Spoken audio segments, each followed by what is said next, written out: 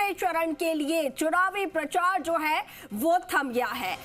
शाम 6 बजते ही जो चुनाव प्रचार है उस पर ब्रेक लग चुका है। रैली, जुलूस, सार्वजनिक सभाओं और लाउडस्पीकर के प्रचार पर अब रोक लग गई है।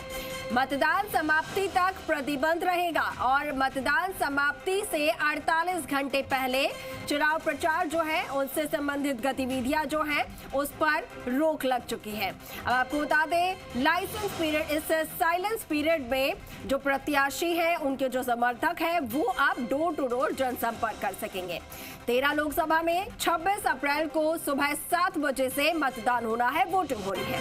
तो मुख्य निर्वाचन अधिकारी प्रवीण गुप्ता ने कहा है कि टोंक, सवाईमाधोपुर, अजमेर, पाली, जोधपुर, बाड़मेर, जालौर, उदयपुर, बांसवाड़ा, चित्तौड़गढ़, राजसमंद, भीलवाड़ा, कोटा और झालावाड़ 12 में 26 अप्रैल को मतदान होना है। अब मतदान से पहले बाहरी राजनीतिक व्यक्तियों को लोकसभा क्षेत्र छोड़ना होगा।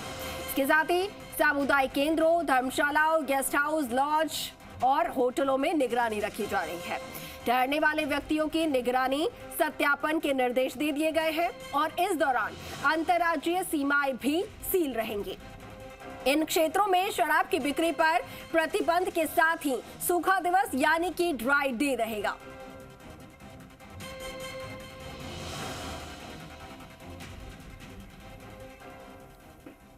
आपको बता दें, 26 अप्रैल को दूसरे चरण का चुनाव होगा और दूसरे चरण में राजस्थान की 13 लोकसभा सीटों पर होने वाले चुनावों में 2,78,399 वोटर्स अपना वोट डालेंगे और इन सभी लोकसभा क्षेत्रों में कुल 28,756 पोलिंग बूथ बनाए गए हैं।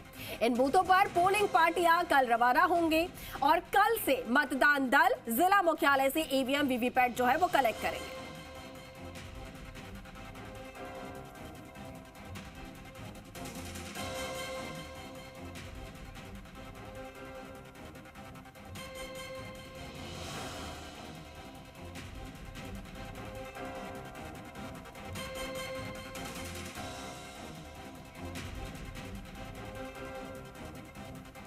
और हमारे साथ हमारे सहयोगी जो है वो ग्राउंड जीरो से जुड़ रहे हैं। हमारे साथ सबसे पहले अजमेर से अभिजीत दवे हमारे साथ हैं और इसके साथ ही टोंक से आशीष चौहान हमारे साथ जुड़े हुए हैं।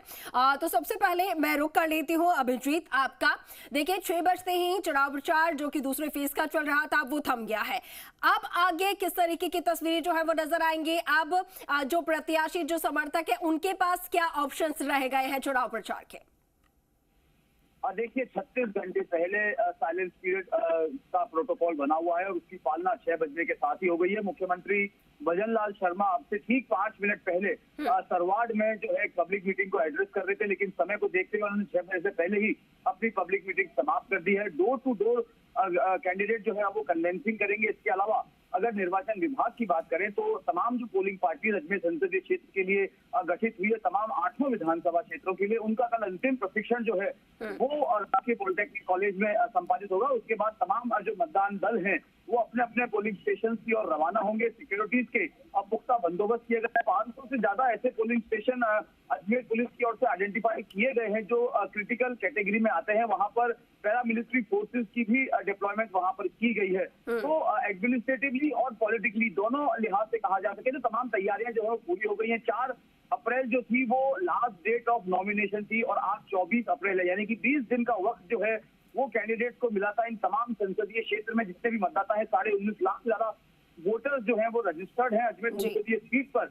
वहां पर हर पॉलिटिकल पार्टी के कैंडिडेट ने अपनी अपनी दस्तक दी है, अपने अपने तरीके से वहां पर मतदाताओं को अपने विश्वास में लेने के प्रयास किए हैं। लेकिन अब साइलेंस पीरियड डिक्लेयर हो गया है। अब डोर टू डोर ही कन्वेंसिंग की जा सकती है और 26 अप्रैल को सुबह 7 बजे से मतदान जो है वो शुरू होगा। अब घड़ी जो है वो मतदाताओं के मामले में आ गई है। तमाम प्रत्याशियों के दावे, नेताओं के दावे सब सुनने के बाद अब मतदाता जो है वो अपना मन बनाने की दिशा में आगे बढ़ रहा है और 36 घंटे बाद जब 26 अप्रैल सुबह 7 बजे से मतदान शुरू होगा तब जो है मतदाता अपने मताधिकार का इस्तेमाल करेगा और तय करेगा कि अजमेर का अगले 5 साल का सांसद कौन होगा।